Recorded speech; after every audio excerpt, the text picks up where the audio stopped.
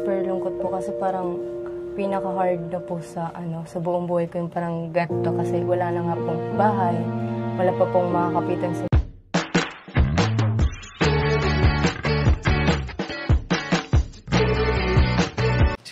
Si Kuya Jens, ano yun, reactor natin yan. Official reactor. Hello mga kalingap! Welcome back sa aking YouTube channel, This Kuya Jens. So kung bago ka lang sa aking YouTube channel, huwag niyo pong kalimutang mag-subscribe at click the bell button para like and updated sa pag-upload ng video. At huwag po natin kalimutang suportahan ng Butim Kalingap sa panguna ni Kuya Val Santos Matubang, Ate Ed the Vlog at syempre Kalingap Rob. At pakisuportahan din po ang aming mga kasamaan sa Butim Kalingap. Nandiyan po ang K-Boys, Kalingap Partner, Kalingap Reactor at lahat ng charity vloggers sa buong Pilipinas sa tumutulong sa mga kabayan natin na lahat mahihirap. Suportahan po natin lahat, guys. So ngayong araw mga Kalingap ay meron po tayong panonoodin isang bagong beneficiary po ni Kalingap Rob na taga Iriga City po mga Kalingap. Isa pong half German, half Filipina po mga Kalingap.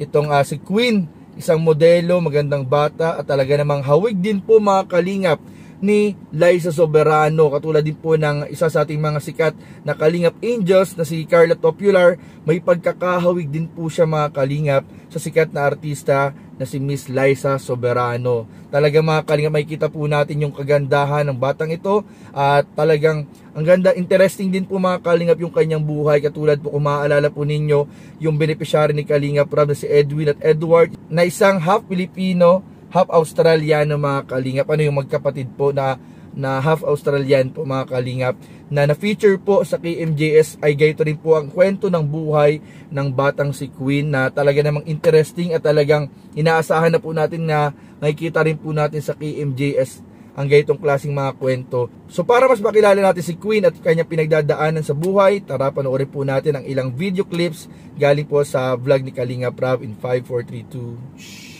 2. Queen, paano nangyari na dito ka na pinanganak sa Iriga?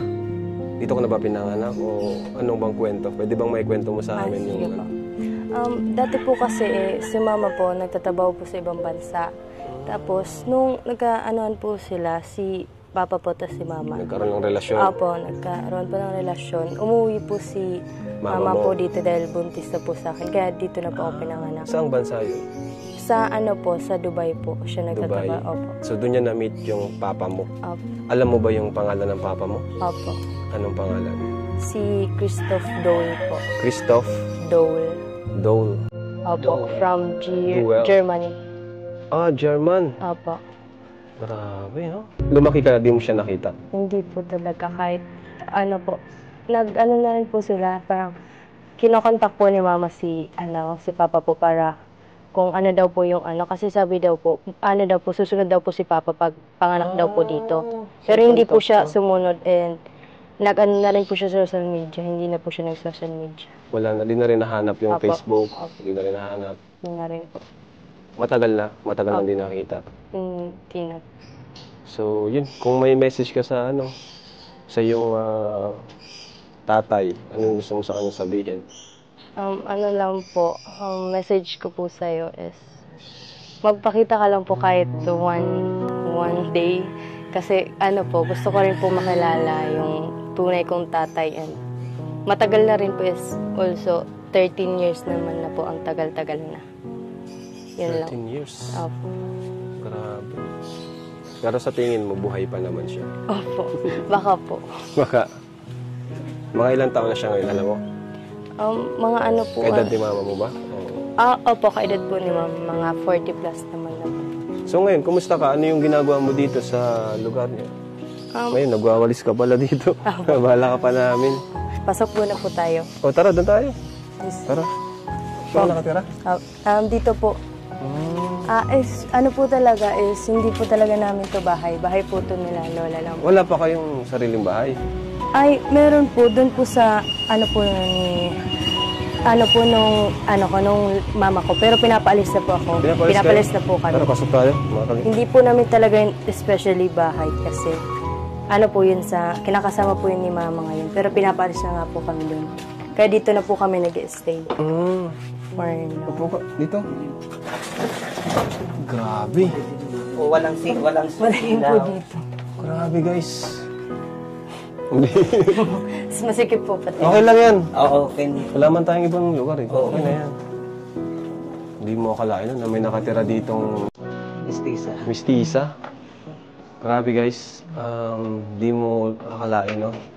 Kapag naglalakad ka dito sa labas na meron ditong nakatirang isang mestisa na grabe napakaganda sa edad na 13, magpo-14 ka pa lang yung taon. Apo. Sa edad na 14 years old. Grabe. Pero thank you po kay Sir June kasi siya po talaga kahit walang kapalit po. Ilang beses po ako niyang pinilit. Sabi ko nga po, minsan kinakausap ko siya na, Sir, baka naman po mayaman yan kasi oo nga maganda kami po. Hindi porke maganda, pupuntahan namin. Kami po, ang priority namin is yung nangangailangan talaga.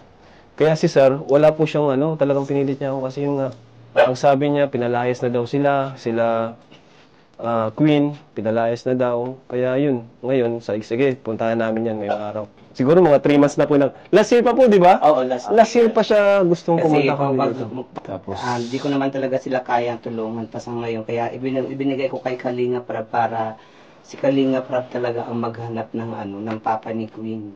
Tsaka makakatulong, alam ko makakatulong. Kami naman sa po bata. is sa tulong lang naman po ng ating YouTube channel is para maraming makapanood at baka makilala siya ng kanyang tatay na matagal na siyang hinahanap. Baka naghahanapan sila parehas. So sana makatulong po itong upload na ito para matulungan din po si Queen sa kanyang pag-aaral kasi kita naman po natin sa paligid na to kung gaano rin sila naghihirap, no, sa lugar na ito. Ibig sabihin, Queen, sino yung tumatayong ama mo ngayon? Si mama na rin po. Mama mo na lang din? Opo. At the same time rin po. Kaya pala, gustong-gusto mong makita ang papa mo kasi longing ka rin, di ba, na magkaroon ng talagang tunay na ama. Na, syempre, pag babae, di ba, mas close yan sa tatay.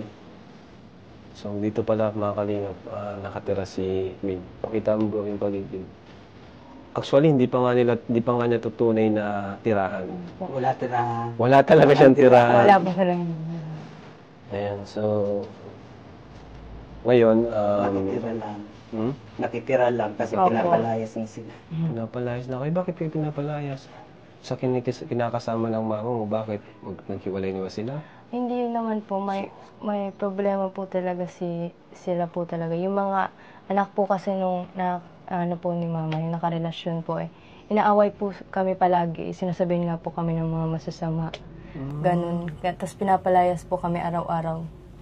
Kaya napilitan po talaga kaming umalis na lang kasi nakakaya naman po kasi mga kapitbahay na palaging pinapaalis. Okay. Parang kayo na mismo yung nagkusa.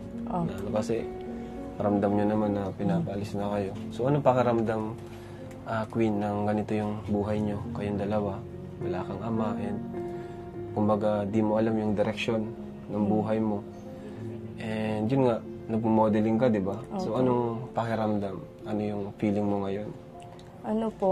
Super lungkot po kasi parang pinaka-hard na po sa buong buhay ko yung parang ganito kasi wala na nga pong bahay, wala pa pong makakapitan si mama para po, kasi puno na po siya ng utang kasi nga po kahit pangkain, puro na lang po, inkan, mga ligo, ganun araw-araw. So, kaya pinasok mo rin ang modeling para makatulong kay mama.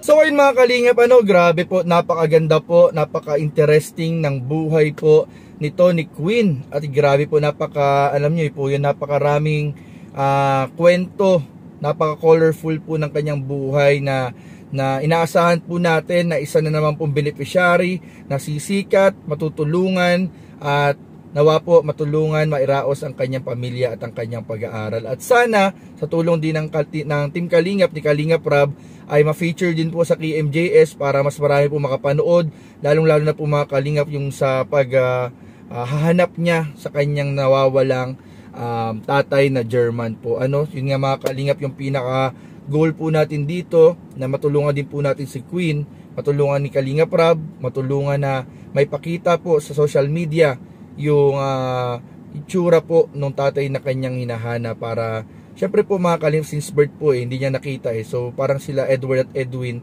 na naghahanap din sa kanilang tatay. So ganito rin po yung parang kwento ng buhay po ni Queen, na alam niyo po mga kalingap, napakalakas po ng pakiramdam ko na ito si Queen, may feature po ito sa KMJS.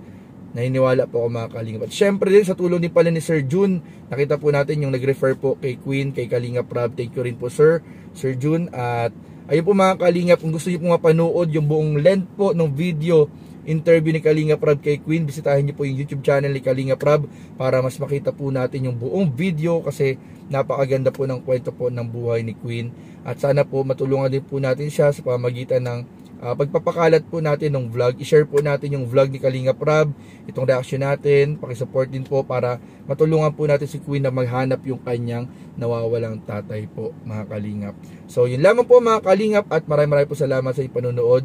Please don't forget to like, comment, share, and subscribe sa ating mga video. Maraming po salamat. God bless. Bye-bye.